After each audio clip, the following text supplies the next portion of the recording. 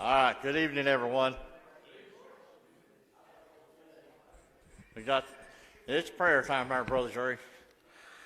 All right. Anybody got a special prayer request tonight? Certainly want to remember Sister Janice, Brother Bobby. Certainly want to remember that. Brother, I think we got an on-call there earlier on, right? Is it Ryland? You certainly, yes, certainly remember him. Anyone have a special prayer request before we go to the Lord in prayer? Amen. Certainly remember that. Amen. Anyone else? Yes.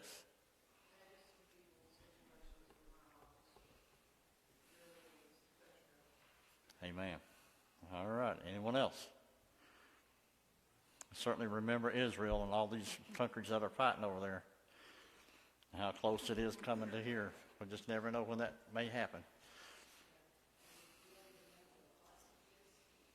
I'm sorry? Yes.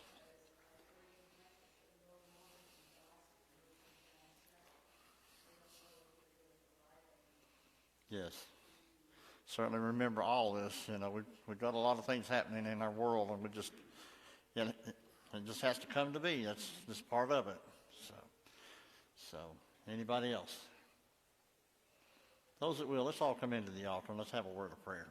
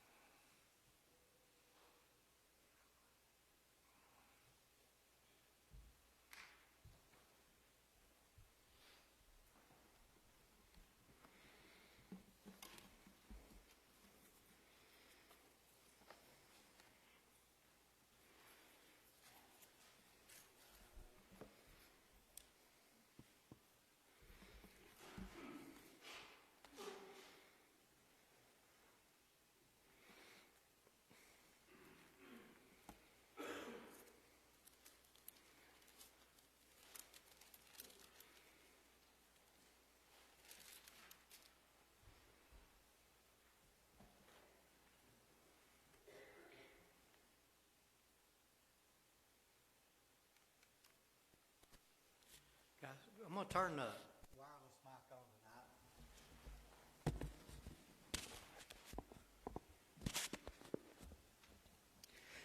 tonight. If you would, turn your Bibles to Genesis 16.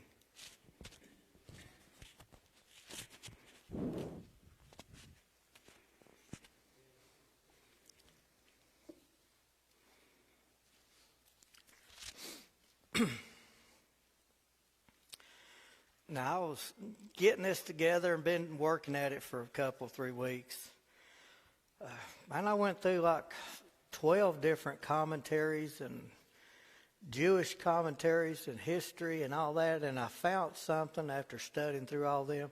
The Bible tells the best story, just straight from the Bible. And 16, the names and the words are extremely important. Now, Sarai, Abram's wife, bare him no children, and she was a handmaid, an Egyptian, whose name was Hagar. Now, what we're going to be doing tonight is different than what we've ever done in Bible study. We're going to read about 3 chapters. It's going to be a lot of Bible reading. We'll explain as we need to as we go, but this is going to build the foundation of how the hatred started between the Arabs and the Jews. You hear all over it's got to do with the land. The land is part of it. But it's much deeper than the land. It's got to do with birthrights and inheritance. And Sarai said unto Abram, you know this is Abraham and Sarah before the change. Behold now, the Lord hath restrained me from bearing. I pray thee, go unto my maid. It may be that I may obtain children by her. And Abram hearkened to the voice of Sarai. Now, this is her idea. She wants a baby. Handmaids and slaves, and Hagar was an Egyptian, had absolutely no authority, or did anybody care. They were just people that were traded or bought. And Hagar had no choice in none of this. But Sarai, she wanted a baby. And so she figured the best way to go about it, since she was the age that she was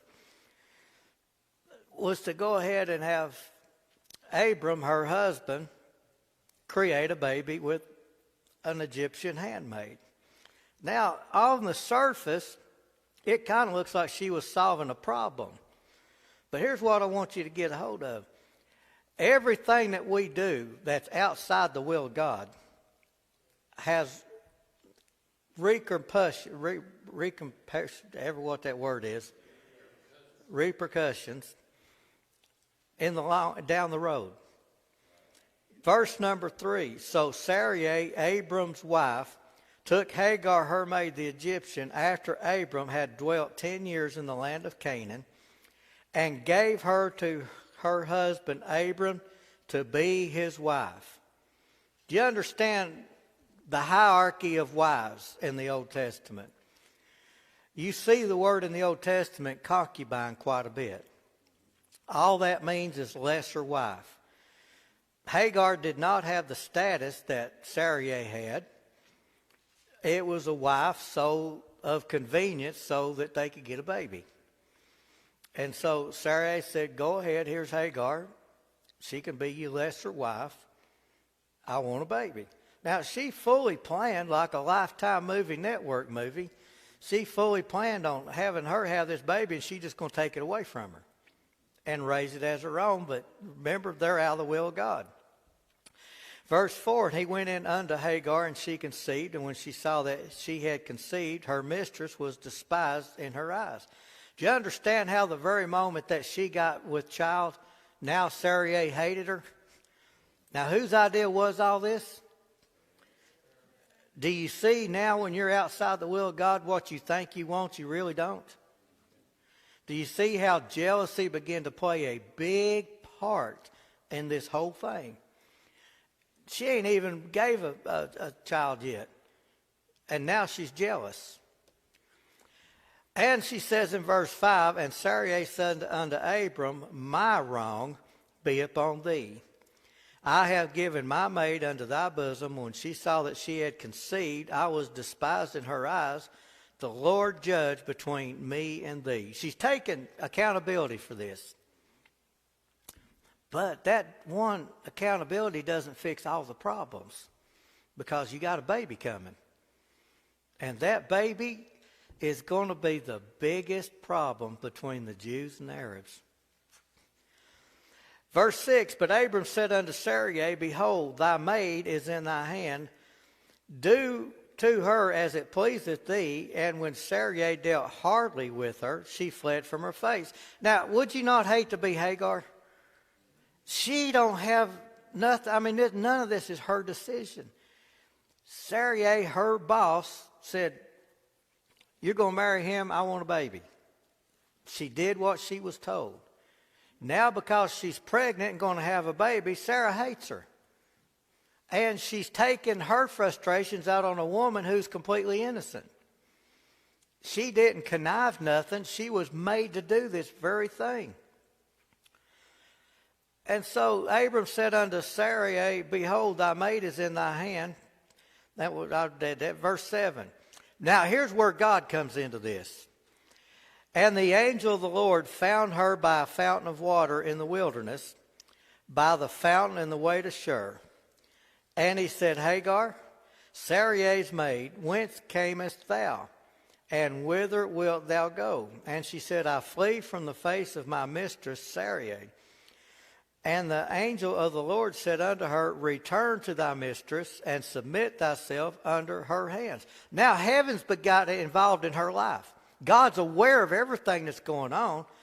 His angel, which is a pre-incarnate appearance of Christ, and he does this again, is to tell her to go right back to where she's trying to get. She just wants out. And she is a pregnant woman alone in the desert with nothing. And God finds her and says, go right back to where you're running from. Now, that don't hardly seem that nothing's been fair to her, is it? She's been treated terribly. And now heaven is telling her to go right back to where she came from. But he sends her with a message to herself. Verse 10, and the angel of the Lord said unto thee, I will multiply thy seed exceedingly, that it shall not be numbered for multitude. Do you see where this is a theophany? A theophany is a pre-incarnate appearance of the Lord Jesus Christ in the form of an angel. And the only way he's taken control of this and taken authority when he says in verse 10, I will multiply thy seed. The angel can't do that. Only God can. Verse 11, and the angel of the Lord said unto her, behold, thou art with child, and shall bear a son, and shall call his name Ishmael, because the Lord hath heard thy affliction. Notice, it's like so many different times in the Bible. God said you'll call his name John the Baptist. You'll call his name Jesus. You'll call his name Isaac. Heaven take control over this. So God is a part of it. But notice this in verse number 12. Here's your first thing of why you've got the conflict. It has to do with human nature. You ever notice that every baby born is born with its own personality? If you got a dozen kids, they're all different. They think different. They perceive different. They certainly act different. You got some that'll mind good. And you got some, it don't matter what you do, they won't surrender. Am I telling the truth? I want you to take a look at how God already says to a woman that's just pregnant, she doesn't know until now she's having a boy. Now God's named the boy, and he begins to tell her how his personality and his nature is going to be. Look at verse 12. And he will be a wild man. Now ain't that something to look forward to? As if her problems ain't bad enough. She's been treated worse than a dog, told to go back, said you're having a boy. You're going to name him Ishmael, which she's going to tell Abram that. And he's going to be a handful. When you see what's going on this last episode with Israel and Hamas, do you see the difference on how Hamas treats their enemy and how Israel treats their enemy? Does this not show you the nature of the descendants of Ishmael? I won't get into all that, but anyway, his hand will be against every man, and every man's hand against him, and he shall dwell in the presence of all his brethren. Brethren means there's going to be a multitude of them, and they're all going to be related by nationality or ethnicity. They're all going to be of the Arab race, Jordan, Syria, different countries. But you're going to find that there's going to be, a whole multitude. Have you ever seen, if it wasn't for them fighting with Israel, do they not have plenty enough stuff that they fight about amongst themselves? So does that not show you the personality of the descendants of Ishmael? He's a wild man. Does it not take a wild man to do what they did? His hand is going to be against everybody. Everybody's going to be against him. Is that not what we see worldwide? And here's what I'm telling you. They have took over completely London, England. They pretty much run Britain now. The Muslim faith and the Arabs and all that, they just completely taken over. What I'm telling you is this, wherever they are, it's conflict. Because they have one mindset. You come around to our way of believing, or we'll kill you. And so every man's hand against him, and he shall dwell in the presence of his brethren. But verse 13, and she called the name of the Lord that spake unto her, Thou, God, seest me. For she said, Have I also here looked after him that seeth me? Wherefore the well was called Beer-lahai-roi. Behold, it is between Kadesh and Bered. And Hagar bare Abram a son, and Abram called his son's name. Now notice what he says. The Bible specifically said his son, right? So his son be his firstborn. So right there is where you get that they believe that they have birthright by being the firstborn. Because he's not Sarah's, but he's Abraham's or Abram's. And that's what counts. It's the daddy, not the mommy. So Hagar bare Ishmael. So Abram was 66 years when Hagar bare Ishmael to Abram. Now look at chapter 17. Abram was 90 years old. The Lord appeared unto Abram and said unto him, I am the Almighty God. Walk before me and be thou perfect. Do you see where God is choosing him and picking him out? I'm fixing to make a covenant with you. You're going to be the father of many nations, a multitude of people. You're going to be the father of faith, the father of the Jewish race. You need to start living like I want you to live. And I will make my covenant between me and thee and will multiply thee exceedingly. That's not bad for a promise of a man that's in his 90s. So Abram fell on his face, and God talked with him, saying, As for me, behold, my covenant is with thee, and thou shalt be a father of many nations. Where does that many nations come in? I just told you, is he not the father of the Jews? Where does nations come in? Plural. There you go. His firstborn is Ishmael. They'll tell you Abraham's their father. They believe they own the birthright. But God clears that up here just a little bit. But you understand, he's promising him nations. He didn't say they'd get along. Neither shall thy name any more be called Abram, but thy name shall be Abraham, for a father of many nations have I made thee. Stopping in verse number 5. What is so important about God changing his name at this point instead of having his name changed at a different point earlier? All right, with a name change, God changed who he was. Abram became Abraham, which means he became the first spiritual Jew. Do you see what I'm saying? Now, Isaac is the first Jew by blood because the boy had to be born from Abraham and Sarah together to be the child of promise. But his name change means that when he conceived Ishmael, he was still Abram and not Abraham. Are you with me? Okay, now God changed his name. He became the first spiritual Jew, and he's fixing to do the same thing for Sarah. And I will make thee, in verse 6, exceedingly fruitful, and I will make nations of thee, and kings shall come out of thee. And I will establish my covenant between me and thee and thy seed after thee in their generations, for an everlasting covenant to be a God unto thee and to thy seed after thee. I want to ask you a question before we ever get to it so you can think about it. Was Ishmael included in let me put it this way, I'll give you a little help. Is a covenant and a promise, can they be two different things? Okay. If God allows you to be a covenant, does that mean he allows you to be the promise? Think about it. We'll clear it up. I just want you to think about that, and there's a reason.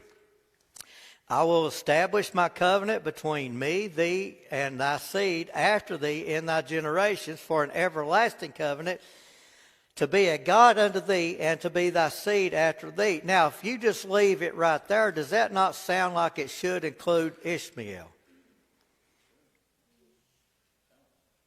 But we ain't got the whole story yet. And verse number 8, and I will give unto thee and to thy seed after thee the land. All right, now here we go. You do understand that the land of Israel is just a microscopic of what God's original boundaries are, right? That thing's big as half of the United States. It takes up Egypt and Syria and Jordan and beyond. And they'll go back to that in the 1,000-year reign. But notice he says, after thee, wherein thou art a stranger. He's a stranger because God didn't let him possess the land just yet. The Jews hadn't been created just yet. So he's coming from a land, Ur of the Chaldees, which is, I want to say Mesopotamia. But anyway, he's come from there. He's a Gentile until the name changed. So spiritually, he's now the first Jew. And the land of Canaan hasn't been given to the Jews just yet. They haven't occupied it. And verse 9, for that one else said, verse 8, for an everlasting possession, and I will be their God. And God said unto Abraham, thou shalt keep my covenant, therefore thou and thy seed after thee in their generations. Do you see this is where Israel's went wrong all these thousands of years? Keeping the covenant, going after strange gods, marrying outside of their own ethnicity, and getting away from God. Verse 9, thou shalt keep my covenant, therefore you and thy seed after thee in thy generations. Do you see a precedent? Not only are the Jews not what they call practicing Jews, many of them ain't even got a clue. But have you noticed that the generations in Christianity, people are not raising their kids to fear God like they once did? It's changed. The youth of today, for the most part, I'm speaking just generally, have got a whole different view of church, God, Bible, Christianity, and salvation than any generation has ever had. Verse 10, this is my covenant which ye shall keep between me and you and thy seed after thee. Every man-child among you shall be circumcised. When you see that word, that's physical. He's talking about the Abrahamic covenant. And ye shall circumcise the flesh of your foreskin. It shall be a token of the covenant betwixt you and me. Now, why God brought that, I don't know. But he's God. Verse 12. And he that is 8 days old shall be circumcised among you, every man-child in your generations. Now, here's what the part I want you to get, and this is extremely important. Every man-child, he that in your generations, he that is born in the house, was talking about as Jews by bloodline. But notice what else the Bible says. Or bought with money of any stranger, which is not of thy seed. The Abrahamic covenant, because Jews did not exist, means those that are born through your children, your sons and grandchildren, and right on down through the generations, they are to keep that. It was until Jesus came to the cross. They were to keep the Abrahamic covenant, and even if it's not of your own bloodline, if they choose to be Jews and they choose me to be their God, you do the same covenant with them, even though they're Gentile, and they'll be just as much Jew as the bloodline. What exactly is the Abraham Accords? The Abraham Accord is an agreement that was made back in the 1964 war, and where they would have so much land, and so much of that land would be given to the Palestinians, the Gaza, the West Bank. There's been, I think, 3 different accords over the multitudes of years, and they want to go back through that, and it goes right back to land for peace, which doesn't work. But the Abrahamic covenant ain't even close to the Abraham Accords. He that is born in thy house, and he that is bought with thy money, keep that in mind. Money, Abraham ain't poor. I want you to remember, Abraham is not a poor man, and I'll bring it up in a little bit. Must needs be circumcised, and my covenant shall be in your flesh for an everlasting covenant. And the uncircumcised man child, whose flesh of his foreskin is not circumcised, that soul shall be cut off from his people. He hath broken my covenant. Do you understand how Old Testament covenants with God was to the letter, to the point, and not to be messed with whatsoever? It's like the Nazirite vow. You couldn't cut your hair. You couldn't shave your beard. You couldn't eat a grape. You couldn't eat a raisin. You couldn't drink wine. You couldn't have grape juice. You couldn't go to a funeral. You couldn't touch any dead thing. You break any one of them, you broke the covenant. Do you see how God's saying, if you're going to be part of the covenant, this is mandatory? And God said in verse 15 unto Abraham, as for Sarai thy wife, thou shalt not call her name Sarai, but Sarah shall her name be. Do you understand? He never said anything about bringing Hagar into the covenant. This was between Abraham and Sarah and the child that they would have. So you kind of see the direction God's going when it comes to Ishmael. But he's still going to be a big part of this. And I will bless her and give thee a son also of her. Yea, I will bless her, and she shall be a mother of nations. Kings of people shall be of her. And here's where it gets strange with Abraham. Verse 17, then Abraham fell upon his face and laughed, and said in his heart, shall a child be born unto him that is 100 years old? And shall Sarah that is 90 years old bear? That's mocking God in his face, is it not? And here's where he begins to reach out, and he's about to make God angry. Verse 18, and Abraham said unto God, oh, that Ishmael might live before thee. Do you see how he's trying to hang on to Ishmael? God just said, you're going to have a baby. With Sarah, that's going to be the promised child. But he's still, because he already has, he's beginning to think more like Sarah because he already has Ishmael. Let's just use him. You can't substitute God's plan. And that's what he's trying to do, which is exactly what Sarah did, and he went along with it. Verse 19, and God said, Sarah, thy wife, shall bear thee a son indeed, and thou shalt call his name Isaac. So you see right here, God's dictating the name, a son. You're going to have it. It didn't make sense because he's 100, she's 90, and they're still going to have a baby. All the baby making stuff inside of a woman ain't supposed to be working at 90 years old. But God did this in their late age for a reason.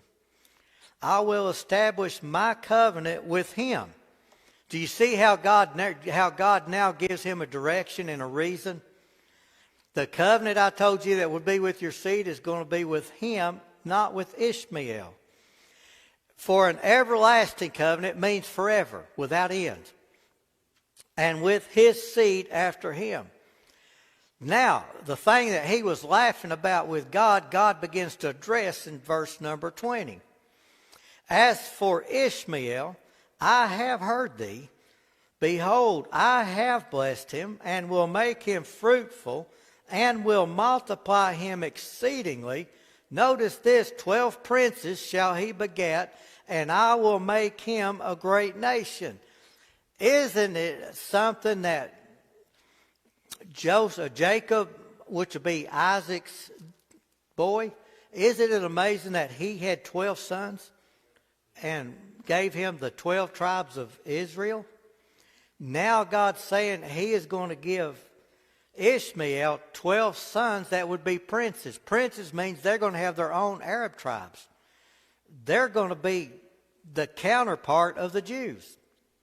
So kind of getting back, what you do outside the will of God and what you say outside the will of God will stay with you and have consequences years down the road. So he's saying, I will make him a great nation. Is the Arab nation not a great nation? They're all over the world. They're bigger and more multiplied than Israel is. But notice verse 21. God just nails it right down here. But my covenant will I establish with Isaac. So do you understand? God says the covenant that I promised, that I'm telling you about, it's Isaac, not Ishmael. Which Sarah shall bear unto thee at this set time in the next year. So God has narrowed this down. I told you, and it's been something like 25 years since he told them the first time. 13 years after Ishmael was born, God said next year. Because it's real obvious neither Abraham or Sarah has enough faith to hang on to God's word it's going to happen. God finally gave him a time. Guess what? This time next year, you're going to have a son named Isaac. Verse 22, and he left off talking with him, and God went up from Abraham.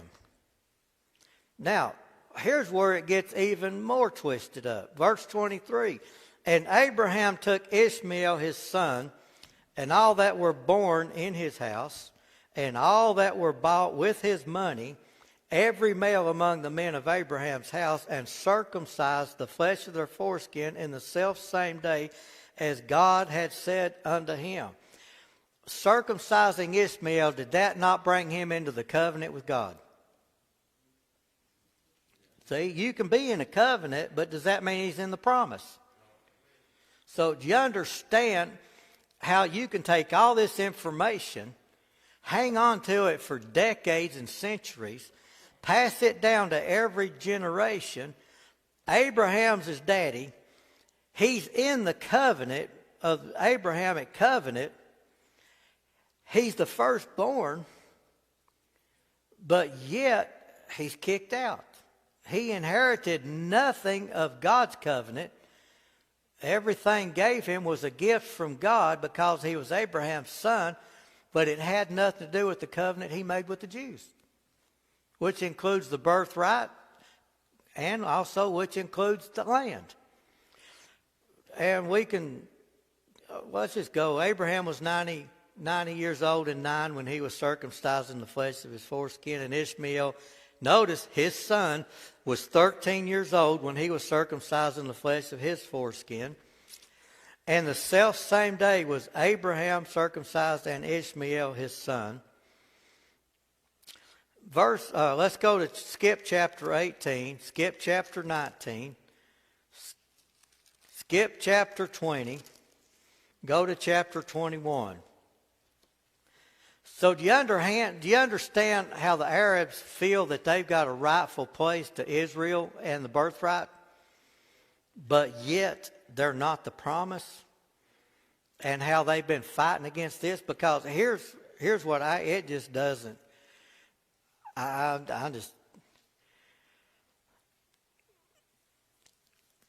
Let me see which verse I want to start at.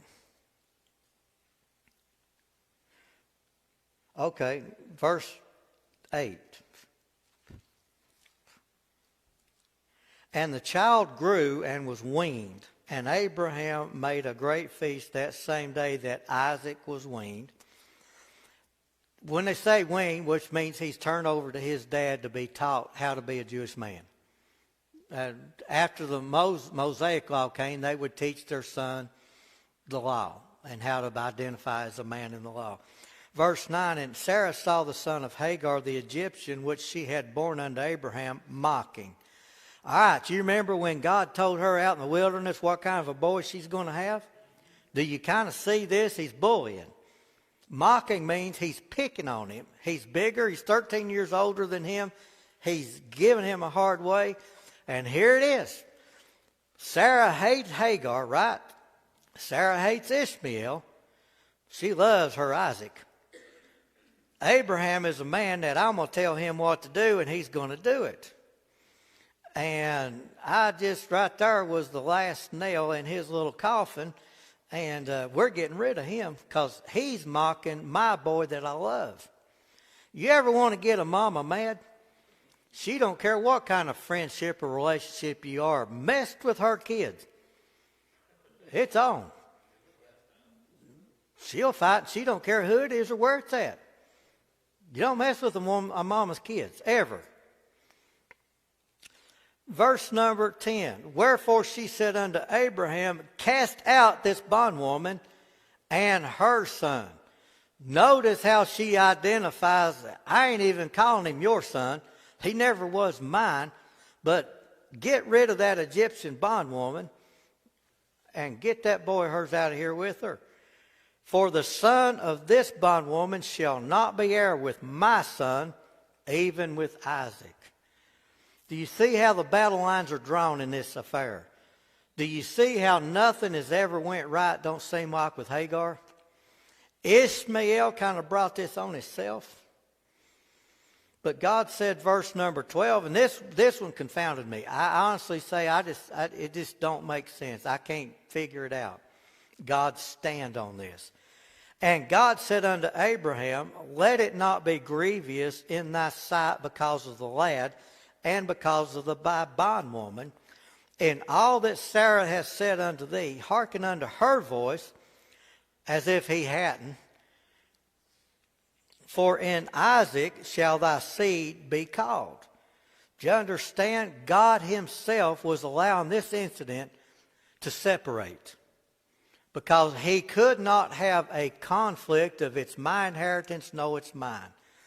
I don't know if you've ever seen it, but sitting in on court cases, jury duty and whatnot, you ever want to see things go from bad to worse, let the parents die and they've got more than one kid and they're all wanting it.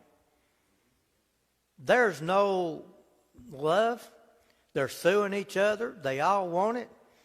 And they'll turn on each other to get it. You ever seen that? All right then. Then you kind of get why God was separating the two. He was getting them. He said, I know what it's going to be. He'll claim it, his mother will claim it, and it'll be a fight from now on right here in your own household. So God's separating them. I don't like how it happened, but anyway, God said, listen to Sarah, as if he hadn't been listening to Sarah the whole time. Verse 13, and also of the son of the bondwoman will I make a nation, because he is thy seed. Do you see how God began to put this plan together where he said unto him, he'll be the father of great nations? Talking about Ishmael. He said, I'm going to bless him because he has his blood, your blood in his veins. He's not going to be the son of promise. It won't be Israel, not the land of Canaan. It's not going to be the promise of the Jews. I'm not going to be their God. But I'm going to bless him and make him a great nation. What he did was make him a great enemy. Because don't you figure by now, let me get another verse or two, and I will. Now, you remember me telling you that Abraham had a lot of money? He bought slaves. Look at verse 14, how he handles this. Now, this is his son and a wife. And Abraham rose up early in the morning and took bread and a bottle of water, and gave it unto Hagar, putting it on her shoulder. Stopping it right there. Do you see? He didn't send no protection. He didn't send guards with them to get them through the wilderness. He didn't send enough food to do them for a week or two. He gave them a bottle of water and a loaf of bread. This is a man that's rich. That's his son. His mother had nothing to do with none of this. It wasn't none of her idea. And he sends them packing like they don't exist. Now, let me ask you a question. If you was Hagar, would that not stir up hate in you for Abraham and everything about Abraham? She tried to leave. God sent her back. She's now being kicked out with a bottle of water and a loaf of bread in a wilderness with a 13-year-old boy. Let's see how it went. Putting it on her shoulder and the child, and sent her away, and she departed and wandered in the wilderness of Beersheba. And the water in verse 15 was spent in the bottle, and she cast the child under one of the shrubs. That simply means she couldn't carry him. She couldn't watch him die slowly from thirst. She put him in the shade under a little bush, and then she went away from him, a stone where she couldn't hear him cry. And verse 16, and she went and sat her down over against him a good way off, as if it were a bow shot. For she said, let me not see the death of the child. And she sat over against him and lifted up her voice and wept. Now, is that not a mother with no hope? Let me ask you a question. In any of this story that we read, did she deserve to be treated this way? Ishmael is a boy. You got a boy that's just as much of a handful. It's the parents' job to control them and put them in the right direction. That's if you've got a home where the parents actually have the authority and not the kids. So you're going to find this is a mess. And you can't blame the boy for the way Abraham treated him. There ain't nobody in this church, if it didn't work out in a marriage, that you would just throw him out in the middle of the desert with nothing and turn your back. That's his boy, is it not? Doesn't it kind of seem like he would at least put him in a community somewhere where they could be taken care of and watched over? But that ain't how it happened. Verse 17, and God heard the voice of the lad, and the angel of God called to Hagar out of heaven and said unto her, What aileth thee, Hagar? Fear not, for God hath heard the voice of the lad where he is. Arise, lift up the lad, and hold him in thine hand, for I will make him a great nation. Did God not do that very thing? Is the Arab nation not a great nation? They're huge. They're everywhere. And verse 19, and God opened her eyes, and she saw a well of water, and she went and filled the bottle with water and gave the lad drink. Is that not similar to what God did with the Jews for 40 years wandering in the wilderness? There wasn't any water. Smote the rock. Hit that rock with your staff. Bam, now you got water. Was there a well in that place? Of course not. She'd have seen that. But did God not create a well where there was no water because that was Abraham's son? And God was with the lad, and he grew and dwelt in the wilderness and became an archer. In verse 21, we'll leave it at that. And he dwelt in the wilderness of Paran, and his mother took him a wife out of the land of Egypt. And that is part of the Sinai Peninsula. So you understand how big the Arab nations are. They're huge in the Middle East. So that brings us up to how it all got started. So I'm going to ask you a question. We may turn to Genesis chapter 25 and start on it. And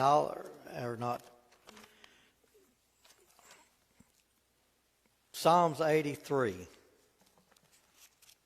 Genesis 25. Well, we'll do Genesis 25. It's closer.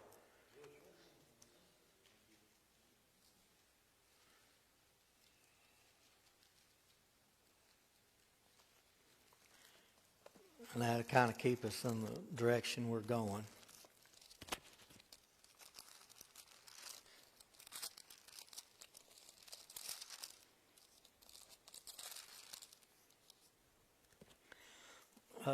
Verse number 12.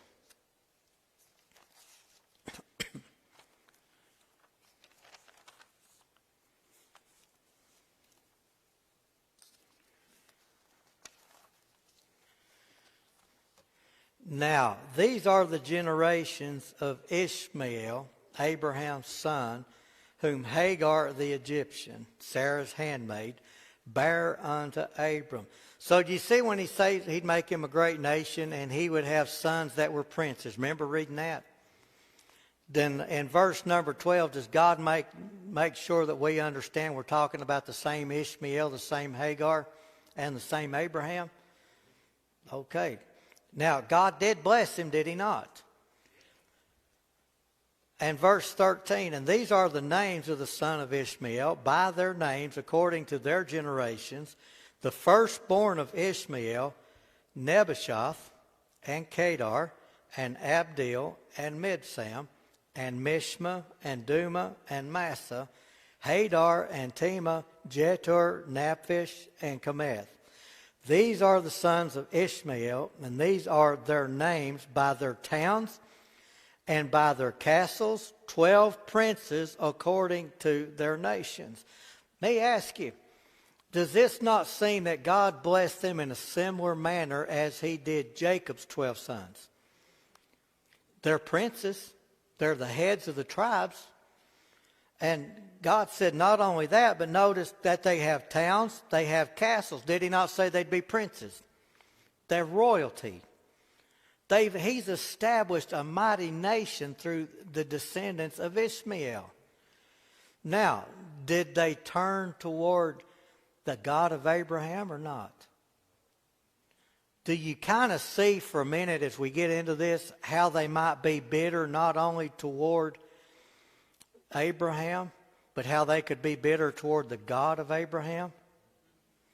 If you believe that you're entitled to everything that the Jews now have, everything that the promise was that was made through Isaac, and you felt that was your birthright stolen from you, and how God said, Abraham, go ahead and listen to Sarah, kick them out. And what they got out of it was a bottle of water, a well of water to fill the bottle back up with, bread that they already ate, and they went to a far land and established a nation, but they didn't take the God of Abraham with them. Do you not think that they're bitter and have passed that bitterness down from generations and thousands of years, how the God of Abraham wronged them? Do you kind of see where the bitterness began? The birthright should have been mine. It wasn't. The Jews stole it. That's what they're thinking. The land should have been our land, but the Jews stole it. Do you understand how Ishmael and his mother and all their descendants being passed down to generation could say that's rightfully ours, all of it? And so do you see if they believe that the God of Abraham wronged them and he's as guilty in their eyes, not mine, but their eyes as Abraham is, do you see how that they would come up with their own God to worship that one day would triumph over the Jews and triumph over the God of Israel? So do you see their method? That's why they always say they want to annihilate the Jews. When you hear the phrase that's being in our own legislature, from the river to the sea, that's Jordan River, the Mediterranean Sea. And it is picking up steam in the Democratic Party of our own house by people who ain't got nothing to do with being Jews. And so they're being sympathetic to the Palestinians, to the Arab nations, and how the process that they're using to exterminate the Jews. Who, back in modern times in the 30s, 40s, who was it tried to exterminate the Jews? 6 million attributed. I believe there could be way more than that. Do you see the atrocity that can happen at the hands of someone when it's divvied out in hate? You've not seen the footage, but you kind of know exactly what I'm talking about. What those people did when they came into Israel, they burned babies in ovens alive. They cut a baby out of a mother's womb and cut its head off in front of her. They burned babies. They cut their heads off, a multitude of them. That's demonic hatred. So do you understand how deep hatreds run for thousands of years? That's our land. You're in it. And do you understand how they came up with their own God? Now, we're going to see this right here when we start studying who the man of sin is, because he doesn't recognize the God of his fathers. How many gods does Israel, in their one true God, how many gods is there is the God of Israel? How many different gods? God the Father. Of course, God the Son and the Holy Ghost. There's 3 gods in one, but it's one God, right? God never has him recognize a God with him, right? It's only him and him alone. What other ethnicity recognizes one God and one God alone?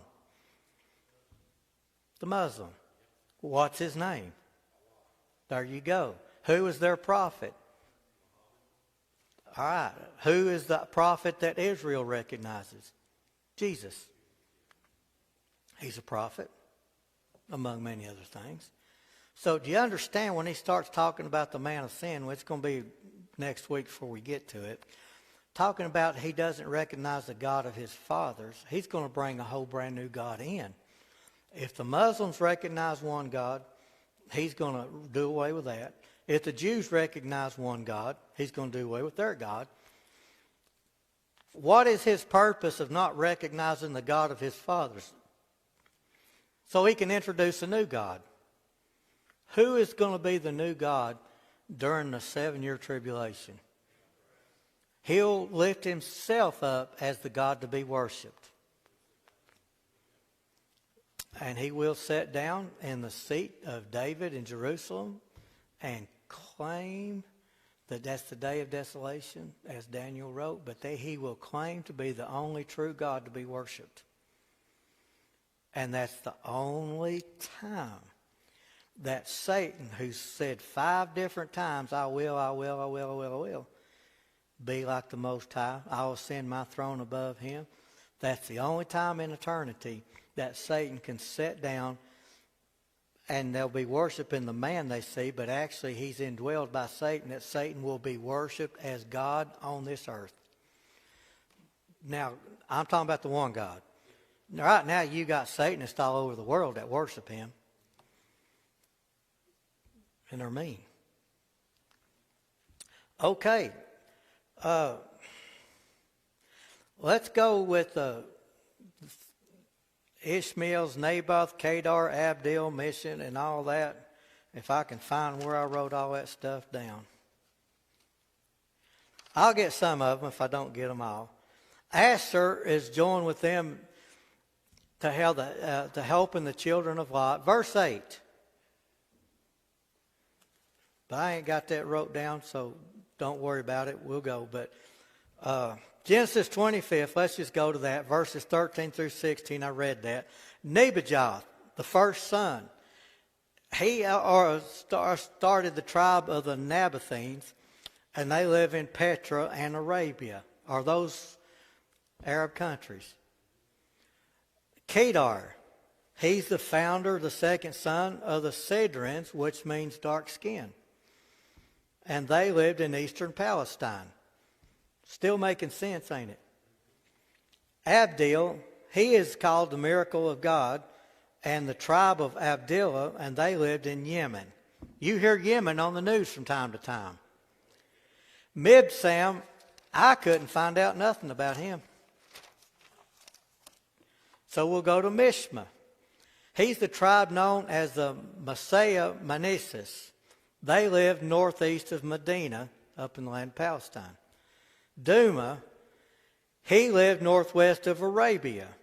So you see how all these other countries are kind of coming into this and how they're all descendants of Ishmael? We ain't even got to Esau yet. But do you see the different tribes that formed the different nations, that formed the different countries? And at one time, they all served and worshiped different gods that were man-made. Each tribe had their own, but they come together in the name of Islam. And now, what we said, what his name was? Allah. They all come together in the Muslim faith to serve and believe one God, just like the Jews are to believe one God, which is their God, Yahweh, Jehovah. So, Duma lived northwest of Arabia. Hadar, which is the tribe of Hadad, I don't have their location.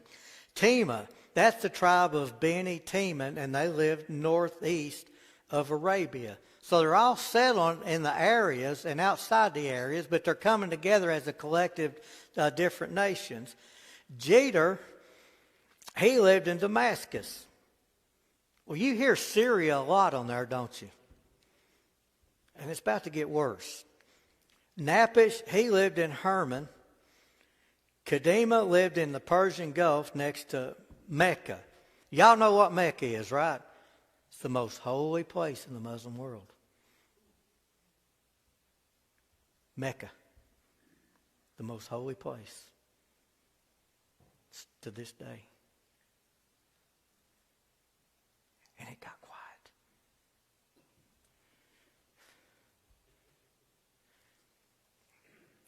Massa, a burden. They lived in Babylonia. Now, Babylonia comes up a whole lot. What you got to understand about Old Testament kingdoms and empires, it's like the Egyptians. Man, they were the biggest thing going at one time, were they not? At one time, the Babylonians were the biggest thing going, right? Do you know who defeated Egypt? Syria. They were the biggest thing going. So kingdoms come and go. Nations kind of come and go. They've been established now for the past few thousand years, but these people settled. The names have changed. The countries, what they were called then is not what they're called now. So you've got the 12 tribes of Ishmael, the Arab and the Muslim. So, any questions? I'm going to have to stop right there. We ain't got time to break nothing else. But next week, if Lord don't change it, we're going to start in Psalms 83. Psalms 83 is going to bring us up to a time where it brings us up into present day, how the nations are convening together to overthrow Israel, to demolish them as a nation.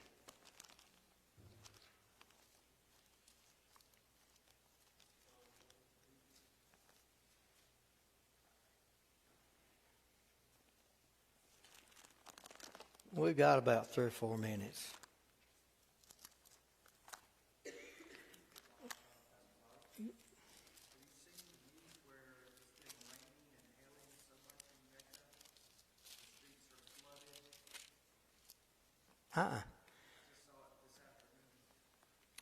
Yeah, well, Biden says it's global warming. Now the Weather Channel says it's global warming. I can't even watch them anymore. Let's take just a look at, just read over some of Psalms 83. Are you there? Okay. Keep not thou silence, O God, hold not thy peace, and be not still, O God. That's someone crying out to the Lord, is it not? For lo, thine enemies make a tumult, which is a storm or a rigmarole, and they that hate thee have lifted up their head. Now, who hates the Jews more than anybody? Who is their worst enemies besides the devil? The Muslims, wouldn't you say? Okay. Now, verse 1, you've got a prayer for God to intervene. Here's the thing about it, and you're seeing Israel slowly get there. Everybody, Jew or Gentile, either one, never wants to repent, never wants to call upon God, and things get too bad they can't stand it no more. Who was it back when God sent Moses to Egypt to deliver his people? Was it because the people prayed, we love you, God, we want you, God? It was by reason of their taskmasters. Life got so bad they couldn't stand to live another day like they were. When people mostly come who've been away from God for a while and they finally come back, is it not most of the time it's things that just got so bad they can't stand living another day? Now they ain't got no choice but to call on God? Do you see where they're at right here with this prayer? God, it's bad. Thine enemies make a tumult. That's an uproar or a disturbance. What God is doing is bringing us into this day of the Antichrist. He has made it so bad that the enemies are the followers of the Antichrist, the kings of the earth. I want to tell you something. If the Antichrist showed up today, he's got enough followers in this world and in this United States, he could have an army that quick. So don't think it's going to take a lot more or a lot longer for it to happen. It could happen today. But they have taken crafty counsel against them. Lifting up a head means they attack proudly as if they were superior. But taking up counsel. Verse 3. This is all new right here. This is happening. They take up counsel. What does that mean? That means legislatively, judicially, and lawfully, they're coming together as heads of state against Israel. What does that not remind you of that's been happening that's worse than it's ever was? The United Nations ruled against Israel almost 100%. That's the heads of all these nations that still refuse to call genocide on what the Hamas did. They're silent on it. So do you understand how now one of the methods of the Muslim and all that is to first establish themselves in a community. Then they get voted in as councilman, as mayor, as senator, as congressman, as president. That's how they took over London, England. So what you're seeing now, They don't have to do anything by war. They chose that with Israel. But what they do is they come up as heads of state and they seek counsel against that their enemies. And they simply lawfully take it over. So you kind of pay attention to what's going on. Pay attention to what's going on in the Congress. Pay attention to what's going on in Michigan, Dearborn. You're going to find that they blend, they take over.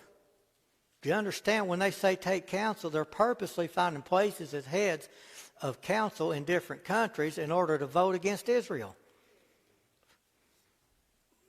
You ain't never seen that. Because at one time, was there not such racial inequality that people who weren't of a certain type would never hold office in this country and other countries? Not like it anymore. And so you'll find peaceably counsel. The enemies of God are taking over. They lift up their head. They've taken crafty counsel and consulted against thy hidden ones. Buddy, buddy, buddy. All right, I'm going to leave you with this. Who are the hidden ones? Now, we're going to cover this more in depth next week. Who are the hidden ones? You just seen it a few weeks ago. Hamas and Israel. Who are the hidden ones? Who did they come after? They didn't come after military. They didn't come after police. Civilians. Who did they attack? They attacked civilians, children, elderly, disabled, clergy, women. Is that not what they did? So what you're seeing is how they're going to take over the world. When it comes to that, they attack the ones who are defenseless. It takes the devil to do that. Now, next week, we're going to get into it deep. Any questions?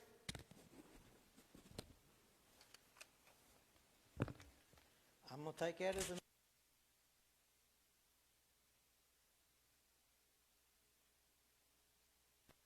conflict between the two nations or the two ethnicities started. Do you see the basic of why the hatred exists?